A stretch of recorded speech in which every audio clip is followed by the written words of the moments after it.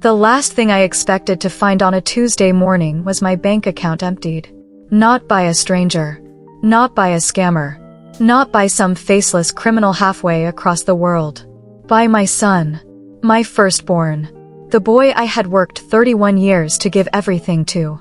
$284,000. Gone. And the worst part? When I called him, he answered on the second ring.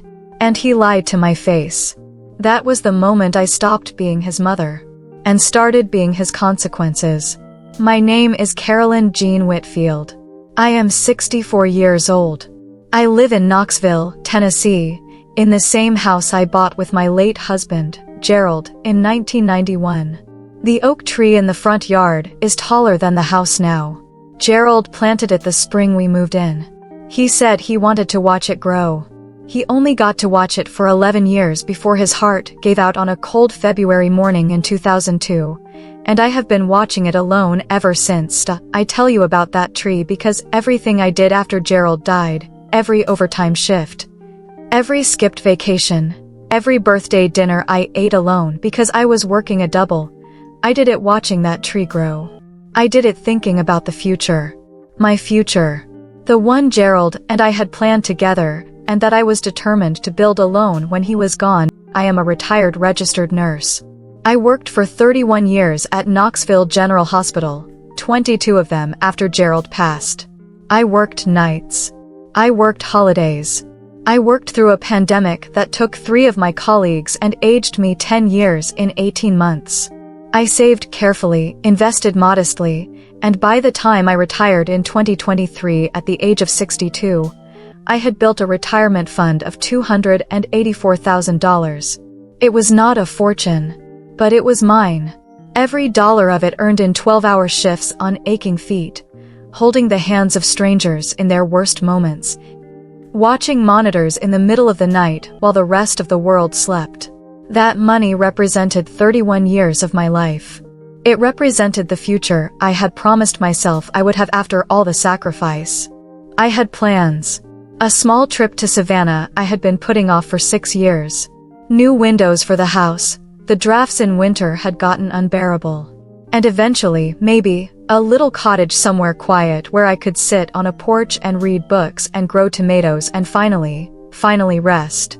I never got to spend a single dollar of it. Let me tell you about my son, Marcus. Marcus Gerald Whitfield was born in 1984, the year Ronald Reagan won his second term, and Gerald and I were so young and so in love we thought nothing bad could ever happen to us. Marcus was a beautiful baby, dark eyes, his father's chin, loud from the moment he entered the world. I adored him completely. I still adore the boy he used to be. But the man he became, that is a different story. Marcus was always charming. That was the thing about him. He could walk into any room and make people feel like they were the most important person he had ever met. Teachers loved him. Neighbors loved him. Every girl he ever dated thought she had found the one. He had a gift for making people feel seen and chosen and special. I know now that gift has another name. I just couldn't see it when it was aimed at me. After Gerald died, Marcus was 18. He took his father's death harder than his younger sister, Denise, who processed her grief quietly and grew stronger from it. Marcus processed his grief loudly and grew more dependent from it. He leaned on me in ways that felt natural at first, then necessary, then permanent. I told myself I was being a good mother. Looking back, I was being a comfortable excuse. By his mid-20s, Marcus had started and abandoned 4 different businesses. I had quietly funded 3 of them, a food truck that lasted 8 months, a landscaping company that lasted 1 summer, and a clothing brand that produced exactly 12 t-shirts before the website went dark. Each time, Marcus came to me with a plan, a passion, and a presentation that made it sound like the most obvious opportunity in the world. Each time, I gave him money I could not really spare. Each time, I told myself it was an investment in my son's future. What I was actually investing in was his belief that I would always be there to catch him.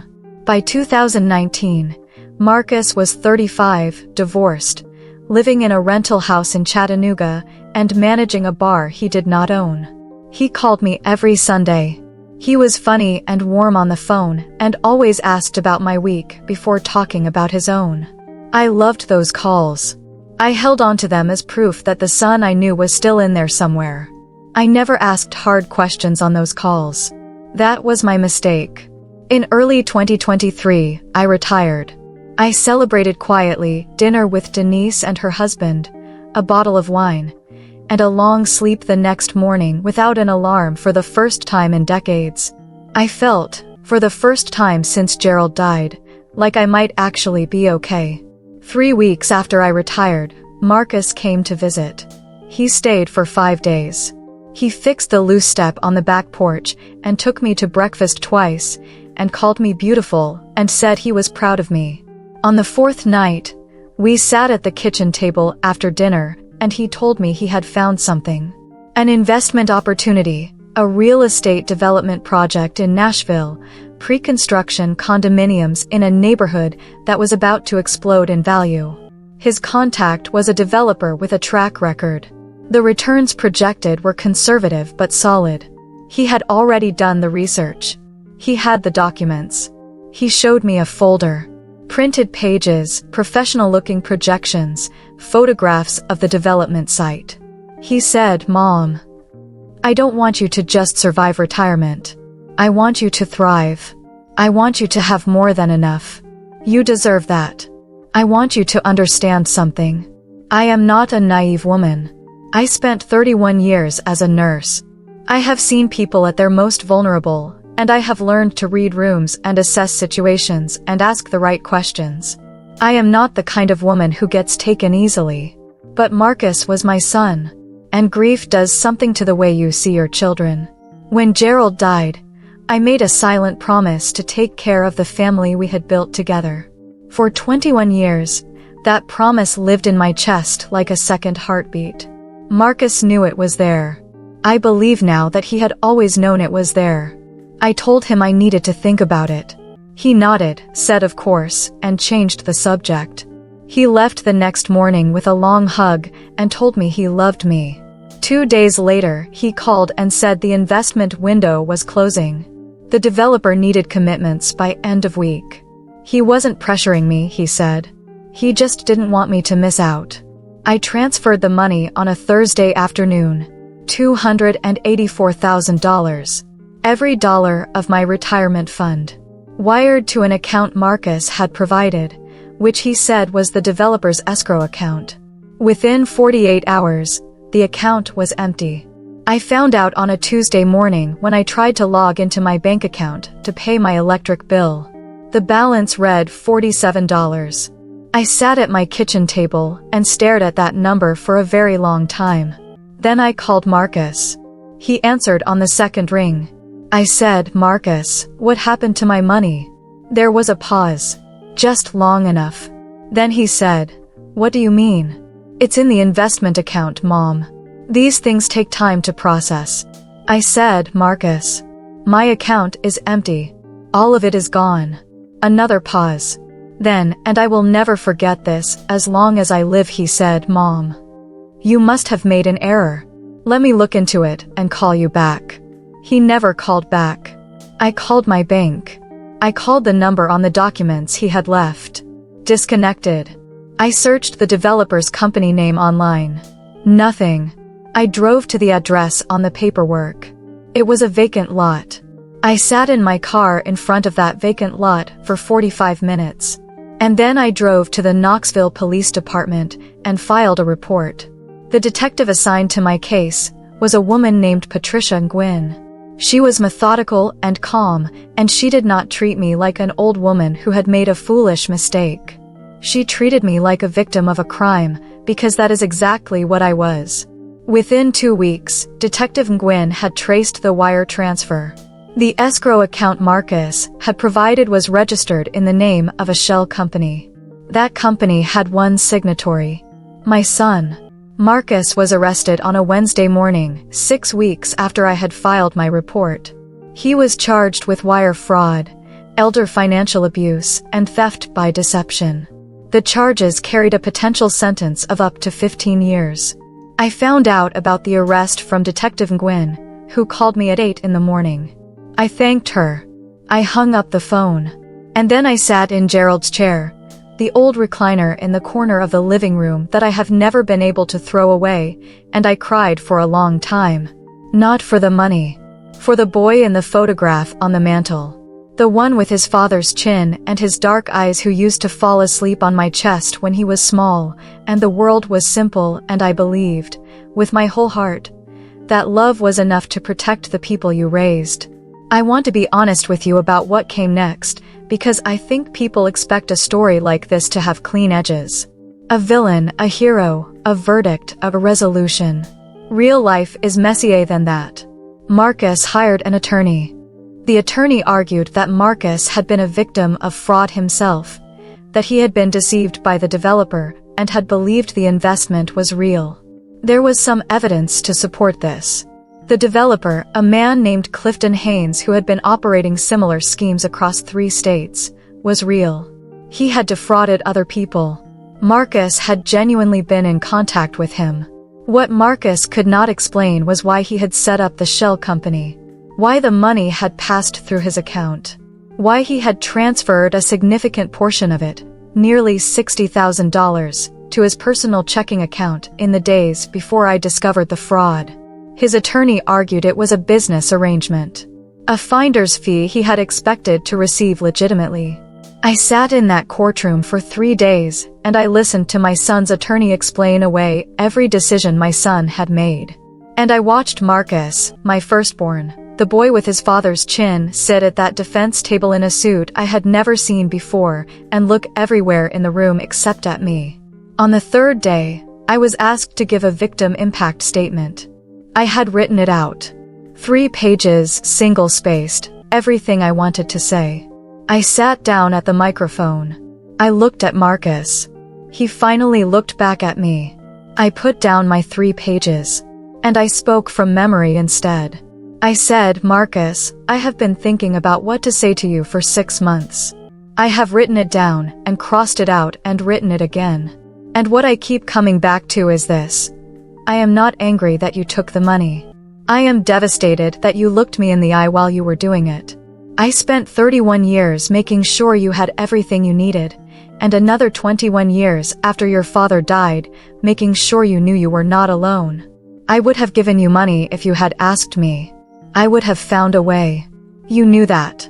And you used it against me. I paused. The courtroom was very quiet. I forgive you, I said. Not for you.